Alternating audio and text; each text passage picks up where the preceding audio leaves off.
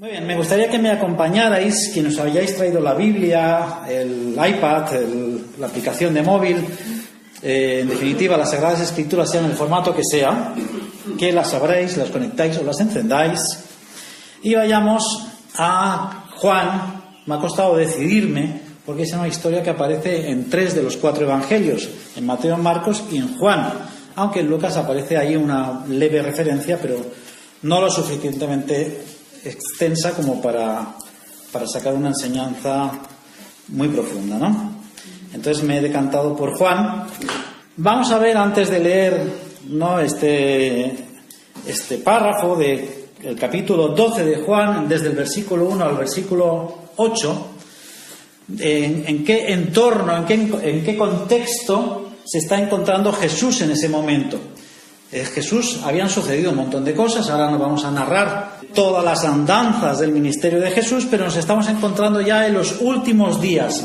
Prácticamente es la última semana, los últimos 10 días, antes de que suceda lo que hoy hemos celebrado, que es la institución de la Cena del Señor, que es justo un día antes de que Jesús fuera captado o entregado por las autoridades religiosas, y ahí empezará ese proceso exprés donde lo declararon culpable, incorrectamente, injustamente culpable, y lo castigaron y se sacrificó por nosotros.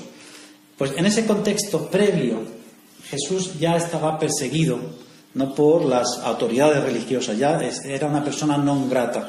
Era un momento bien delicado, ¿no? Os recomiendo que podáis leer los capítulos que preceden al capítulo 12 de Juan, el capítulo que precede al capítulo 26 de Mateo y al capítulo 14 de Marcos, que es donde narra la misma historia, y leyendo los capítulos anteriores que os acabo de nombrar, nos podemos hacer una idea visual de qué estaba sucediendo en ese momento. En realidad es como el que ve una serie de televisión y se pierde los 2 o 3 capítulos anteriores y le cuesta un tiempito recuperarlos, y es necesario a veces recuperar, rebobinar o mirar a ver cómo poder ver los capítulos anteriores para ponerse en situación y saber por qué nos encontramos en la tesitura o la situación que se encontraba Jesús en ese momento.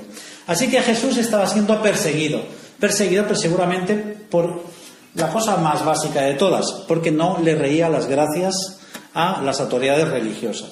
No hacía lo que las autoridades religiosas decían que tenía que hacer, o comportarse como las autoridades religiosas decían que se tenían que comportar. Y no solo eso, sino que los denunciaba. Y para colmo, en medio de todo eso sucede algo muy interesante, que es que, estando él a una cierta distancia, fallece uno de sus amigos queridos, que es Lázaro. Entonces ahí es que lo llaman que venga, ¿no? Y sus discípulos, contrariados, pues casi que lo acompañan con la expectativa, ¿no? Ya que Lázaro, como sabéis, hacía 4 días que había sido sepultado. Hasta es posible que llevara más tiempo muerto, porque si hacía 4 días que había sido sepultado, es posible que llevara 1 o 2 más muertos. Así que resurrección más garantizada que esa no lo hay. A mí me hace gracia cuando oigo por ahí que han resucitado a uno y llevaba 3 horas muerto. Si lleva 6 días muertos, entonces hay garantía de que hubo un milagro. Así que, bueno, ese es el contexto. Y a las autoridades religiosas, fariseos y otros, escribas y otros sumos sacerdotes, de hecho, Caifás creo que era, que se enfada muchísimo con Jesús y urde una estrategia para capturar a Jesús y encima quedar bien. Dice, vamos a capturar a Jesús, lo matamos y eso va a servir para unificar al pueblo de Dios. Acordaos que en palabras del sumo sacerdote, el pueblo de Dios no se estaba refiriendo a nosotros precisamente, se estaba refiriendo al pueblo judío ortodoxo, en todo caso, de la época. Entonces lo que estaban buscando era un mártir que de alguna manera es una cabeza de turco. Mira, matamos a este que ha sido el que ha provocado todo este revuelo, y de esa manera es que Dios va a unir al pueblo de Dios. Y encima lo dice en forma de profecía, cosa que me parece bastante aberrante. Así que bueno, pues hay un momento que Jesús, después de estar en oración y haciendo ciertas enseñanzas a sus discípulos, decide ir a Jerusalén. Y los discípulos se ponen como locos, porque dicen, pero Señor, ¿cómo vas a ir hacia allá ahora que te están esperando para prenderte? Y por otro lado estaban las autoridades religiosas, a ver si este que se llama maestro es capaz de venir a la ciudad a la celebración de la Pascua. Como queriendo decir, si no viene a la celebración de la Pascua, mal hebreo es, pero y si viene, le daremos caza. Imaginaos el conflicto en el que se encuentra. Y Jesús dijo, no tenemos nada que esconder, vamos a ir. Vamos a ir. Yo me imagino que él iría tranquilo, pero los discípulos no irían tan tranquilos. Así que uno iría más confiado, otros menos confiados. Y de camino a Jerusalén suceden una serie de cosas, y aquí es que comienza el episodio de hoy, que es tremendamente importante y del cual se desprende una lección, valga la redundancia, muy aleccionadora, muy edificante para nuestras vidas, y es un antes y un después, porque a partir de lo que sucede aquí se desenvuelve una serie de acontecimientos que todos conocemos y ahora vamos a ir viendo. Así que acompañadme, vamos a leer, y dice así: 6 días antes de la Pascua vino Jesús a Betania, donde estaba Lázaro, el que había estado muerto, y a quien había resucitado de los muertos. Y le hicieron allí una cena. Marta servía, y Lázaro era uno de los que estaban sentados a la mesa con él.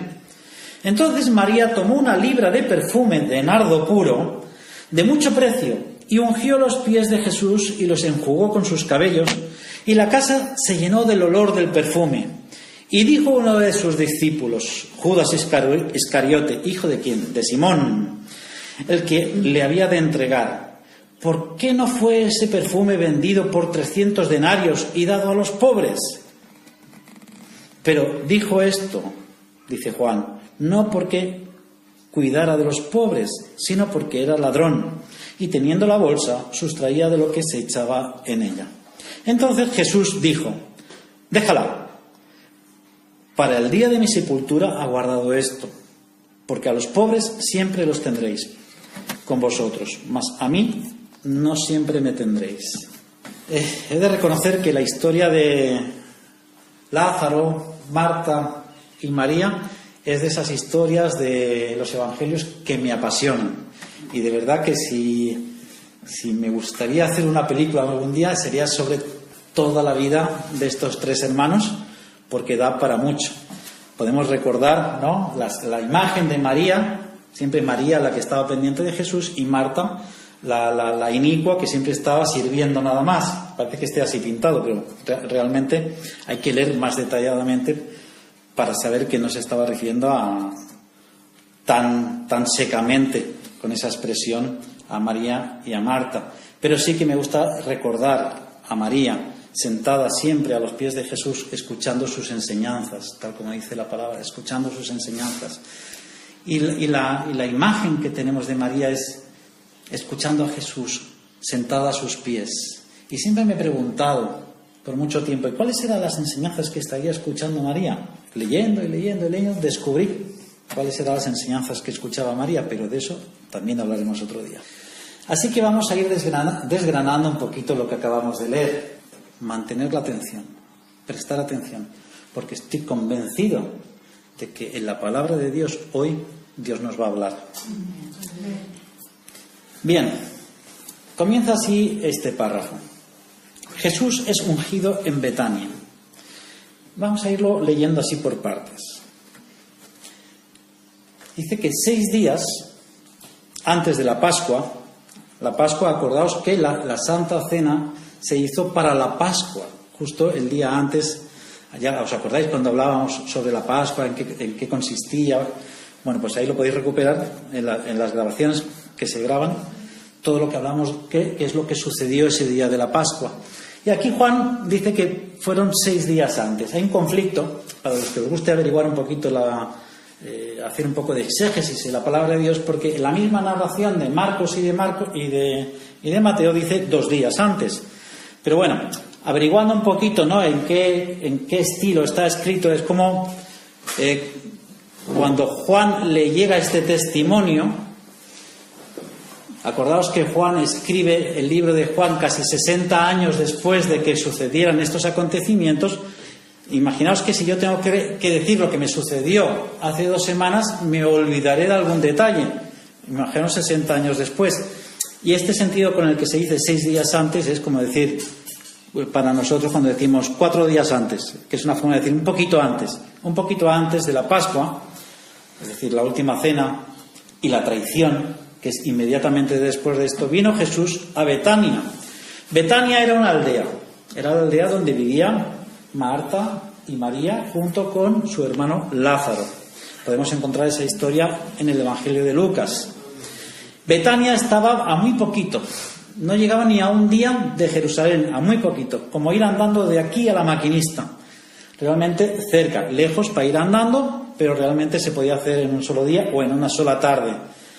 Así que Jesús estaba yendo hacia la ciudad donde iba a ser entregado. De hecho, iba a ser entregado ¿dónde? En Getsemaní, ¿os acordáis? O en el Monte de los Olivos, donde allí fue traicionado por Judas, que se presentó con las autoridades, todo aquello que sucede. Eso era Getsemaní. Y Getsemaní está prácticamente a 5 kilómetros de Betania y Getsemaní apenas a 1000 metros de Jerusalén. Y dice así: donde estaba Lázaro, el que había estado muerto, a quien había resucitado de los muertos. Yo me imagino que especifica que se trataba de este Lázaro, porque os acordáis que hay otro Lázaro, ¿no? El Lázaro el mendigo. Entonces Juan, en esa perspectiva que él recoge después de tantos años, Marcos fue escrito muy poquito después. Es el evangelio que se escribe más reciente. Después se escribe Mateo. Poquitos años después Lucas. Y muchos años después Juan se decide a escribir la recopilación de las andanzas de Jesús. Por eso es que es bueno leer los 4 prismas, ¿no? Es como ver cómo lo vivió, cómo lo experimentó 4 personas diferentes los mismos hechos. Ninguno dice mentira, simplemente son 4 puntos de vista, 4 experiencias, y juntando las 4 encontramos mucha verdad. Así que, para no confundirlo con el mendigo, con aquel rico y el Lázaro el mendigo, hace notar que es la casa de Lázaro el que resucitó. Dice el versículo 2: y le hicieron allí una cena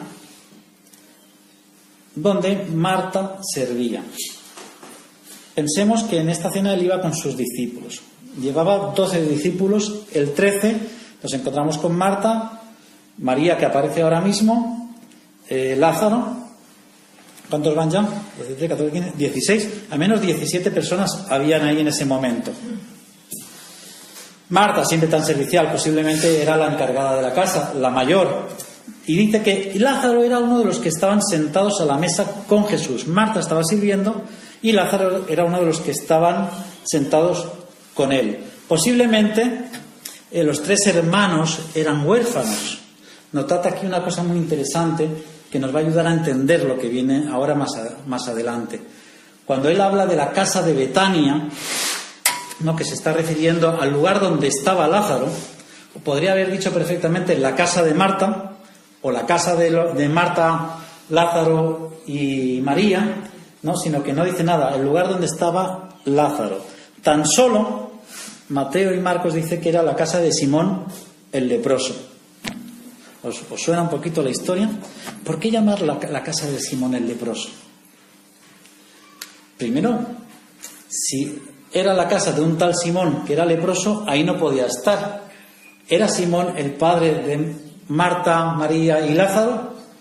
¿Quién sabe, no? Yo me inclino por una posición que, investigando, averiguando, haciendo averiguaciones, es como cuando decimos vamos a Casa Gutiérrez o al hospicio de Santa Catalina. ¿Quiere decir que Santa Catalina está ahí o ese hospicio es de Santa Catalina? No necesariamente. Recordad que Betania era un lugar donde se ubicaban una especie de seguidores de Jesús, a los cuales se les conocía por los esenios. ¿Os suena sobre los esenios? Hemos hablado alguna vez. Juan el Bautista era esenio y se caracterizaban porque eran gente que vivían la fe desde un punto de vista muy radical. muy radical. Y sobre todo tenía muy clarito el tema de ayudar a los pobres, de ayudar a las viudas, de ayudar a los huérfanos, de ayudar al necesitado, de ayudar incluso al samaritano, de ayudar al enfermo y, por supuesto, al leproso. Así que se puede entender, y por ahí hay argumentos que lo apoyan, de que la casa de Simón el leproso, donde vivían Marta, María y Lázaro, era un hospicio. Y posiblemente Marta era la mayor, que por eso era la que estaba siempre sirviendo, la que tenía el sentido de responsabilidad, de cuidar no solo de sus dos hermanos, sino que posiblemente de atender a muchos de los huéspedes que pasaban por ahí. Y es evidente que era un lugar grande, puesto que siempre Jesús paraba ahí con sus discípulos y posiblemente mucha más gente. Y si leemos, vemos que suceden más cosas en esa casa, ¿no? Para hacer un poco la historia más entretenida, podríamos decir que Marta era la mayor, pero Lázaro era el del medio y María era la pequeñita. ¿Cuántos años podría tener María? Unos 14, 15 años, posiblemente. 14, 15 años. Era la solterita, era la que todos eran responsables, era de la que se queja su hermana cuando dice, y que seguramente fue en esta misma cena, aunque lo dice en otro libro, pero seguramente fue en esta misma cena cuando Marta le dice a Jesús, ¿te parece bien que yo esté aquí sirviendo y mi hermana María está ahí sentada? Que le dice, tranquila, ella está haciendo lo correcto ahora mismo. Y es por eso, porque seguramente se comportaba como lo que era, un adolescente que eludía ciertas responsabilidades que un adulto las ve claritas y sin embargo estaba ahí aprendiendo a los pies de Jesús. Y vamos a leer con cuidado el versículo 3, que es donde se centra toda la enseñanza, ¿no? Y lo que hace aquí ahora María es una locura.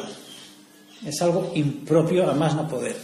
Es algo que en ninguna cabeza en su entorno se le hubiera pasado. Es algo que los propios discípulos vieron como un escándalo. Es algo que escandalizó a Judas, como hemos leído. Es algo que tan solo un adolescente es capaz de hacer. La locura de un adolescente, la improvisación, la espontaneidad de un adolescente era capaz de hacer esto. Dice que entonces María tomó un frasco de alabastro. Ese tomó va mucho más allá. Imaginaos la escena. Estaba Lázaro y los discípulos sentados, recostados a la mesa junto con Jesús, comiendo. María sirviendo la mesa para que no faltara nada, como parte de su responsabilidad. Seguramente había más gente sirviendo. Y ahí estaba María, escuchando atentamente entre los hombres lo que Jesús estaba enseñando.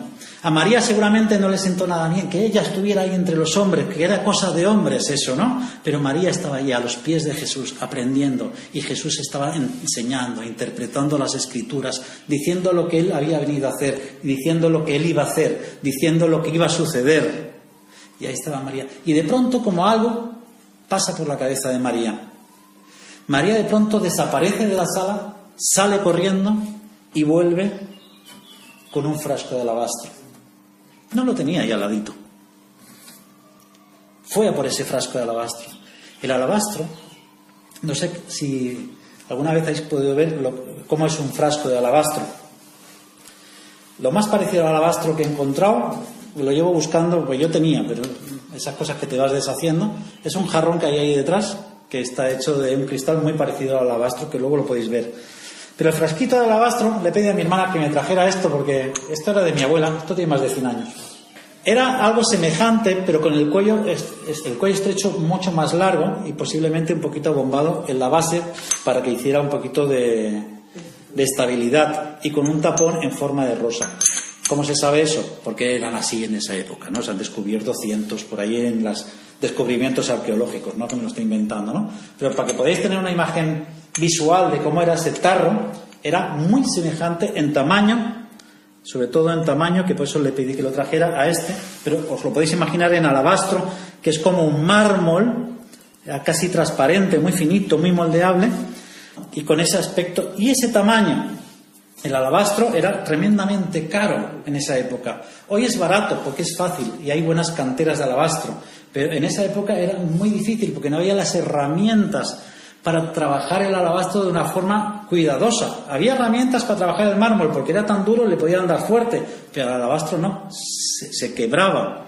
Pero sin embargo era muy bueno para sellar ungüentos, para sellar productos líquidos. De hecho, todavía en algunas pirámides, en algunos faraones de estos que enterraron, han encontrado todavía frascos de alabastro con ungüento dentro. Así que imaginaos la importancia, el valor que podía tener eso. Y solo había 2 sitios desde los que llegaban tarros de alabastro hasta Israel. Solo habían 2 sitios en esa época. Solo existían 2 sitios. Hoy en día hay 2 canteras más. Una se encuentra en Inglaterra y otra en México. Pero en esa época solo existían 2 sitios importantes. Uno era Egipto y otro era Tarsis, España. Así que, bueno, como no sé si era de Egipto o era de España, quiero creerme que esa botella de alabastro era española. ¿Os parece bien? ¿Me dais esa licencia? No sé cuánto podría, ¿no? Pero ese tipo de frascos de ungüentos, independientemente del ungüento que tuviera dentro, tenía que ser de mucha calidad. Es como comprarse un tarro tremendamente valioso para meter un vino malo, ¿no? O un perfume barato, de esas de litro y medio, Simpatía. Pues uno no rellena este pote con Colonia Simpatía. Uno va y compra una colonia buena, un perfume. ¿Por qué? Sería lo lógico, a no ser que quisiera engañar a las visitas. Pero no era el caso, ¿no? Entre otras cosas porque el tarro de alabastro iba sellado. Iba sellado con lacre, una especie de yeso, un menjunje ahí, que para abrirlo, la única forma de abrirlo era rompiéndole el cuello. Así que era la única forma de sacar ese ungüento de ahí dentro, ¿no?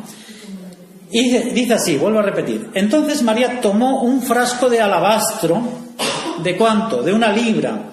1 libra es esto, un poquito más pequeño. Hay varias libras, de libras líquidas. Hay 1 libra que es de 3,8, una de 4 y una de 4,20.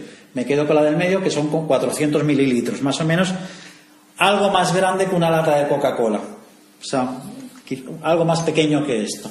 Pero para haceros la idea, la cantidad de ungüento perfumado que derramó en ese momento, ¿no? De 1 libra de perfume. Los otros 2 evangelios dicen de ungüento. El ungüento es como un liquidito, ¿no? Como un aceite bastante espesito. Perfume porque perfumaba, pero no es el perfume como nosotros lo conocemos ahora, sino que era algo con lo que se impregnaba, era bien oleoso, bien denso, ¿no? El ungüento servía ¿para qué? Para untar. ¿Para qué sirve el ungüento? Para untar. De ahí viene la palabra untar, de ungüento. Pero es que la palabra untar también se puede traducir como ungir. Así que ungir significa untar, empapar, ¿no? Con un ungüento. En este caso, de nardo puro. De nardo puro. Y esa parte a mí me volvió loco. Digo, ¿de nardo puro? ¿Qué quiere decir eso? Y empiezo a buscar y veo que en el original pone que narpitiscos. Narpitiscos, estira de la palabra, busca la palabra pitiscos, que nadie significa pitiscos, y busca este diccionario bíblico, busca el otro diccionario bíblico, averigua por aquí este comentario, pitiscos, casi todos lo traducen por puros. Hay una versión siriaca que a mí me abrió los ojos, que dije, esta es una versión, la pesita, una versión siriaca que está escrita en arameo, que es el Nardotachis Hasamanti. Digo, esto me suena más, me es más familiar, un nombre que escucho constantemente en la perfumería. Y así que vuelvo a buscar qué es eso del Nardochaski Hatamaski, se lo sabe pronunciar, que lo escribió. ¿Qué significa? Nardo sin adulterar. Bien, hasta ahí de acuerdo. O sea, no era nardo mezclado con algo. Nardo genuino. Es decir, ¿genuino de qué? Si es nardo puro, es nardo. No puede ser nardo rosa. No. Y es que resulta que el nardo auténtico, puro, genuino, era como decir, me he comprado un queso manchego del Pirineo. ¿Se entiende eso? O me estoy bebiendo un vino riquísimo de Mendoza que es de Buenos Aires. No, o es de Mendoza o es de Buenos Aires. Me estoy tomando, que me va muy bien para la salud, sal del Himalaya, que la traen de unas salinas que hay en la Costa Brava. ¿Me vais siguiendo ahora? Cuando decía el nardo puro, solo podía ser de un lugar. Cuando decía que era genuino, que era original, quería decir que era el auténtico. Era del nardo que crecía en el Himalaya, entre 3.000 y 5.000 metros de altura. Ese era el único nardo con el que se extraía este ungüento puro, que tenía unas características muy especiales que luego las vamos a ver. Así que no se admiten imitaciones. Estuve buscando hace mucho tiempo, porque esto le vengo dando vueltas hace tiempo ya, por internet. Bueno, muy bien, nardo puro, aceite de nardo, ungüento de nardo, hasta en hebreo lo puse. Y todo el tiempo, si lo buscáis por internet, os va a salir aceite de nardo para ungir, y todo, casi todo viene de Tierra Santa. Luego lees la letra pequeñita y algunas vienen de Albacete. Pero bueno, pero el color me parecía muy oleoso, muy clarito. Digo, bueno, pues quizá, ¿no? Si es hebreo, es que tiene que ser bueno.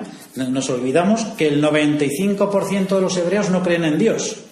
Entonces, por lo tanto, hacen negocios un poco fraudulentos también, de los hebreos de ahora.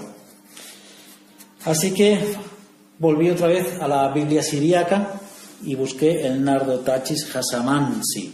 Y lo que encontré, un indio que hasta me mandó el DNI para decir que este era el bueno, del Himalaya, y me vendió esto.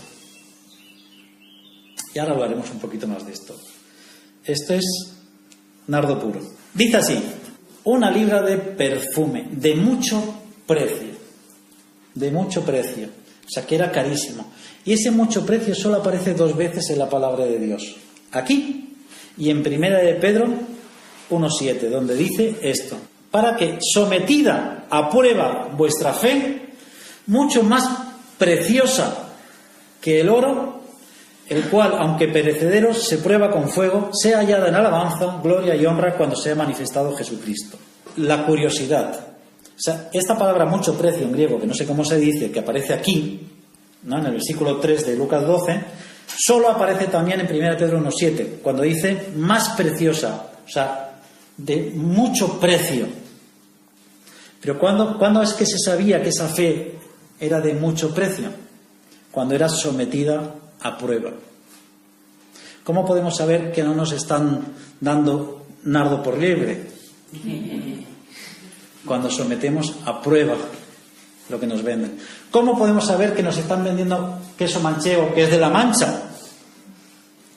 Pues un especialista en queso manchego que lo prueba, lo cata, se busca la etiqueta, se averigua. ¿Cómo podemos saber cuando una fe genuina, cuando es sometida a prueba, cuando aguanta las dificultades y aún así sigue en pie? Pues de la misma manera podemos saber que cuando la Biblia dice aquí que este nardo era puro, es que era puro, de verdad. Y sigue diciendo: y ungió los pies de Jesús. Si leemos los otros evangelios nos damos cuenta que empezó por la cabeza. Partió el tarro de ungüento y se lo echó por la cabeza. Imaginaos la locura de María, ¿no? Que baja con ese frasco. Yo me imagino que bajando de sus aposentos o subiendo, no sé dónde tendría sus aposentos, casi tropezando por el camino con la emoción de lo que había estado escuchando por varias horas y con esa emoción de que había recibido una luz, que había entendido lo que Jesús estaba diciéndoles. Y ahora vamos a ver que cómo que fue la única que entendió lo que Jesús estaba diciendo, antes que sus discípulos, antes que muchos. María ya lo entendió, y corriendo como un adolescente, ni llega y parte el frasco y lo derrama por la cabeza de Jesús. Y ese ungüento empieza a extenderse por todo su cuerpo y baja hasta los pies, y el poco que quedaba en el tarro, ella se arrodilla, se tira a los pies de Jesús y lo echa sobre sus pies, le unge los pies y con sus cabellos se los suelta y empieza a frotar, a lavar sus pies, a untar todos sus pies con ese ungüento. Y esa imagen es tremenda. Eso es un antes y un después. Eso es algo que rompió con el status quo. Es algo que se escapaba a la cultura de ese momento. Hoy lo podemos ver como algo romántico, algo especial, algo casi novelesco, pero en ese momento era un auténtico escándalo. Estamos hablando de una muchacha de 14, 15 años, virgen, soltera, casadera, que había guardado preciadamente, quizás sus padres se lo habían regalado, o sus abuelos le habían regalado ese frasco de nardo por tantos años como parte de su ajuar, y ella no estimó esa cosa tan valiosa, ese patrimonio que ella tenía de su ajuar, para romperlo sobre la cabeza y los pies de Jesús y untar ese ungüento sobre los pies de Jesús. No le dio valor a eso, le dio valor a que había descubierto: este verdaderamente es el Mesías que va a resucitar. Y lo entendió perfectamente. Ahora, hermanos, dice que la casa se llenó de olor del perfume. Yo abrí esto ayer, no lo había abierto hasta ayer, hace meses que lo tengo y meses. Y está cerrado y venía con un gotero para poderlo usar. Y lo abrí ayer y Mónica casi me echa de casa. Y solo lo abrí, que ni lo probé. Hoy lo voy a probar por primera vez, me lo voy a beber entero. Es que la casa se llenó del olor del perfume. ¿Os imagináis qué escena tan bonita? Yo es que me la quiero imaginar y no puedo ni hacerme el guión completo, ¿no? De cómo esa niña, con su inocencia, con la espontaneidad de un adolescente, yo que he trabajado con adolescentes y sé cómo son de locos, me la quiero imaginar así, toda ella divertida, soltándose el pelo, lo cual era algo súper impropio para esa época. La mujer debía de estar, y más si era soltera, con su pelo bien recogido y tapado, porque es lo que honraba a la mujer. Y ella, algo que tenía que hacer solo en la noche de bodas, se suelta el pelo y con su pelo negro limpia los pies de Jesús.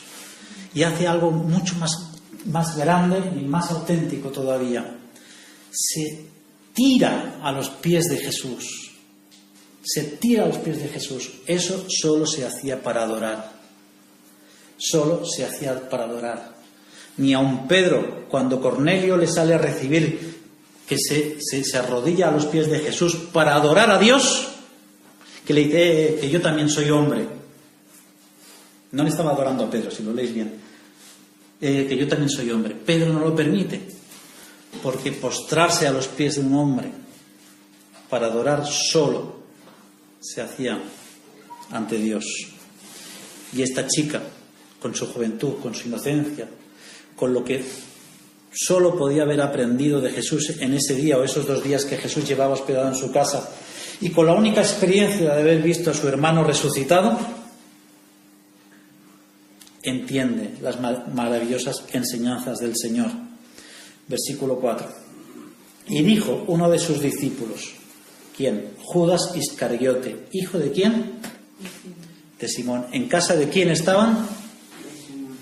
De Simón el leproso. Por eso aún me inclina más a pensar que esta casa era un hospicio y que Judas era adoptado. Y de ahí el tacto, la manga ancha que Jesús tuvo con Judas, porque sabiendo de dónde venía, de su situación, aún conociendo que no tenía un corazón limpio, le permitió llevar la bolsa, le dio oportunidades, se lo llevó como discípulo, aunque al final lo traicionó. El que más tenía que agradecer, que posiblemente habiendo sido adoptado o huérfano y estaba en ese hospicio llamado la casa de Simón el leproso, fue el menos agradecido de todos. Y Juan, desde la perspectiva, dice, pero no lo hacía por los pobres, sino por meter la mano en la caja, ¿no? Ahora lo vamos a leer. El que le había de entregar. 5. ¿Por qué no fue este perfume vendido por 300 denarios y dado a los pobres? En los otros libros, Marcos y Lucas, dice por más de 300 denarios. Muy bien, ¿cuánto es un denario? Por ahí, si podéis, a veces algunas Biblias, el salario de un día de esa época. Un denario pesaba alrededor de 4 gramos de plata.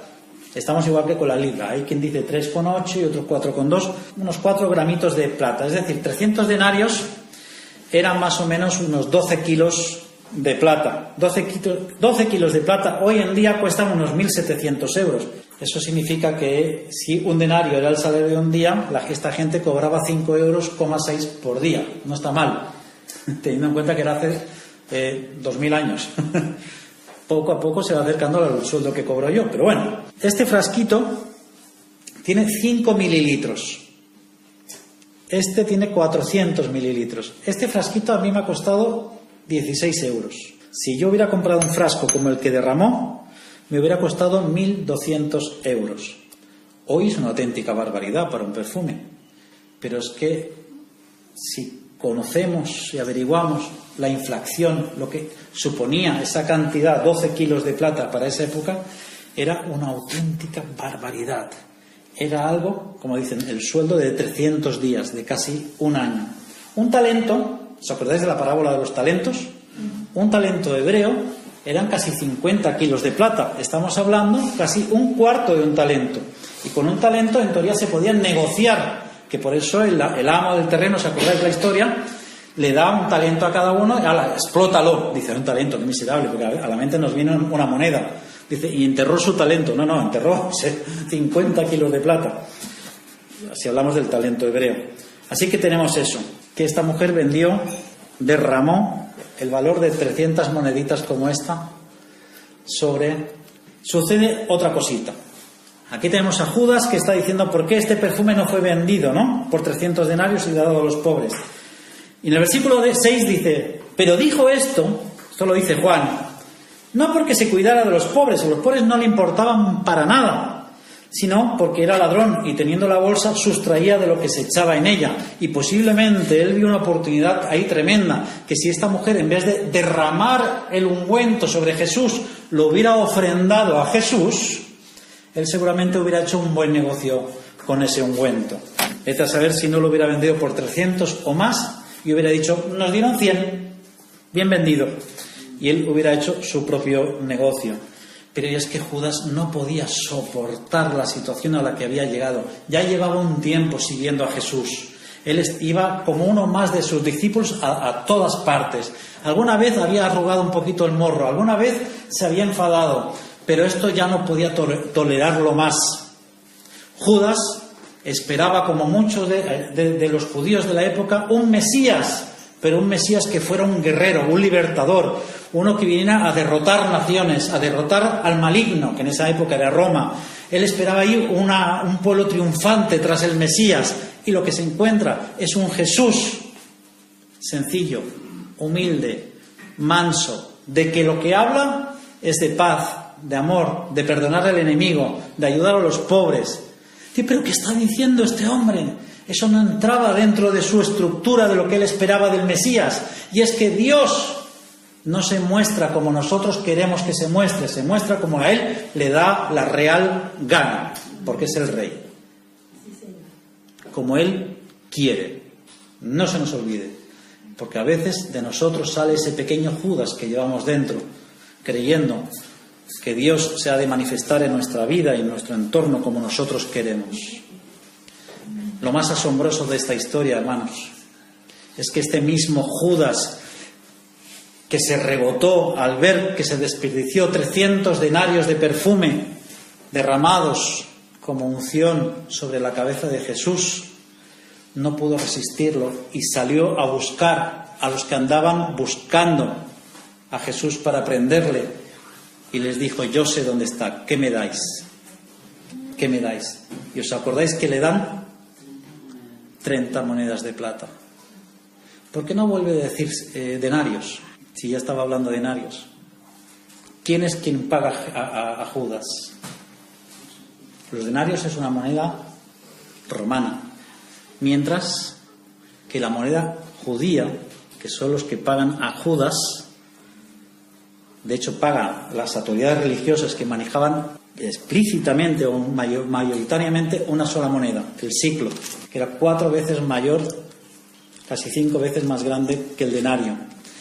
Esta es lo que cada judío practicante tenía que entregar al sumo sacerdote todos los años en el templo para la ofrenda para Dios. ¿Y qué hicieron estos sumos sacerdotes? ¿Qué hicieron estas autoridades religiosas? Coger 30 ofrendas de todo un año de esos labradores, de esos agricultores, para comprar la muerte del Salvador. Para comprar la muerte del Salvador. 30 monedas como esta. Esto valió la muerte de nuestro Salvador. Lo que él no sabía es lo que sí que sabía María, que sí entendió. Versículo 7. Tanto se molestó Judas que Jesús dice: ¡déjala! ¡Déjala! Que es una forma de decir, si lo leyéramos en su original, si pudiéramos leerlo, es: por favor, déjala en paz, no la atormentes más, no le des la brasa, deja ya la cantinela de los 300 denarios, ¡déjala! Y en Mateo dice que ella ya ha hecho su buena obra. O como decía un profesor que yo tenía, que me lo ha apuntado, que si no se me olvida, dice: cuando no podamos hacer todo lo que queramos, hagamos pues todo lo que podamos, refiriéndose a la interpretación de este texto, lo decía. Cuando no podamos hacer todo lo que queramos, hagamos todo lo que podamos. Y María, en palabras de Jesús, ella hizo lo que pudo. No tenía otra cosa. No era su casa, era la pequeña. No era heredera, no tenía propiedades, ni novio tenía. Y lo que le habían dado para su ajuar, para cuando en un futuro algún joven se fijara en ella, eso le dio. ¿Cuántas veces nos guardamos para nosotros lo que a nosotros nos interesa, lo que es nuestro tesoro apreciado, como el Gollum del Señor de los Anillos, mi tesoro? O sea, damos cualquier cosa, lo que nos sobra, del tiempo, lo que nos sobra, de nuestro dinero, lo que nos sobra, de nuestro esfuerzo, lo que nos sobra, y así con todas nuestras pertenencias, olvidándonos de que todo pertenece al Señor, de que nada es nuestro, tan solo somos administradores de lo que Él nos hace llegar por su gracia, en cualquiera de sus formas.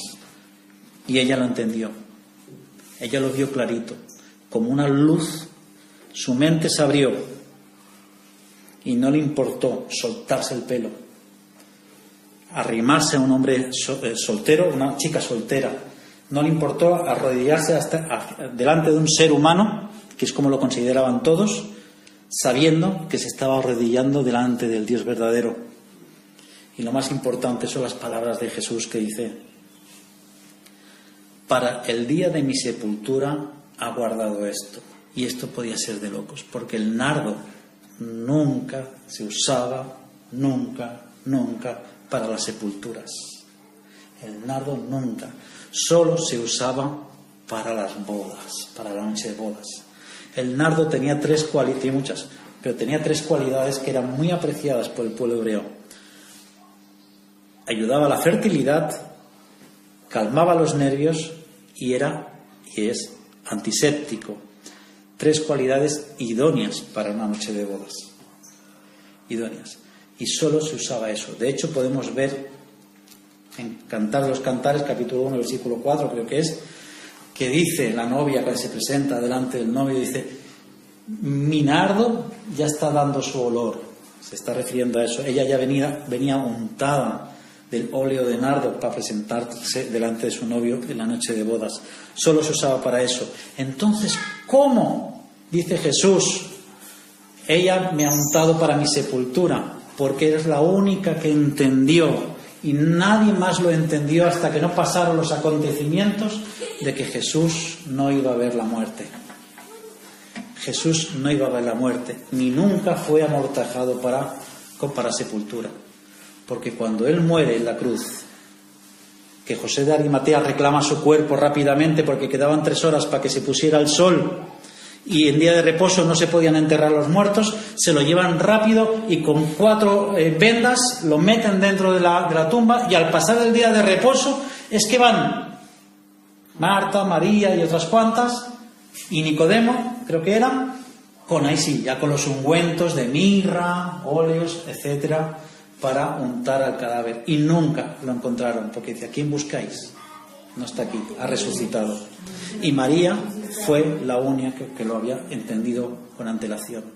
María fue la única que a los pies de Jesús escuchó por horas y fue atando cabos. Está hablando de que Él va a resucitar, y que cuando Él decía: ahora me veis, pero luego no me veréis, pero me volveréis a ver, estaba diciendo: va a venir por nosotros.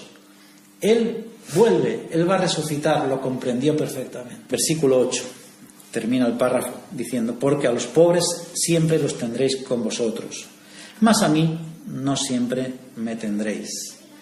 Esto remarca todavía más de que estábamos hablando de un hospicio, de un lugar para pobres, porque si no, no tendría sentido.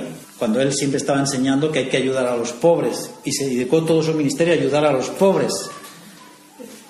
Evidentemente se encontraban en un lugar donde ayudaban a los pobres. Tranquilo, si siempre los vais a tener, esto va a estar siempre lleno de pobres, esta casa. Pero a mí no me vais a tener siempre, porque ese mismo día iba a salir por la puerta y nunca más lo iban a ver en las mismas condiciones. Solo, latigado, apedreado y crucificado es que lo volvieran a ver hasta su resurrección. María lo ungió, prendada de sus enseñanzas. Nosotros tenemos que prendarnos de las enseñanzas de nuestro Señor Jesús. Hasta que no nos enamoremos de cada una de las palabras que Él dice en su palabra, las Escrituras, no vamos a empezar a ver la luz de cada una de las cosas que el Señor tiene que decirnos a nuestra vida y a nuestro corazón. Y me gustaría terminar y que me acompañéis leyendo en 2 Corintios capítulo 5, versículos 14 y 15. Y dice así Pablo, bastantes años después, como recuperando un poquito esta escena, digo como recuperando por hacer esa licencia poética. Dice, porque el amor de Cristo nos constriñe, nos emociona, no nos cierra el estómago. Pensando esto, que si uno murió por todos, luego todos murieron. Y por todos murió, para los que viven, para que los que viven ya no vivan más para sí, sino para aquel que murió y resucitó por ellos. Y esto es lo que hizo María al ungir a Jesús. La unción era para consagrar, para santificar. Y junto con él, puesto que empapó sus cabellos en ese ungüento, ella misma se quiso apartar para el Señor y consagrarse para el Señor hasta su venida. Espero que de esa María podamos aprender esa locura, esa sencillez, esa espontaneidad, ese amor por nuestro Cristo.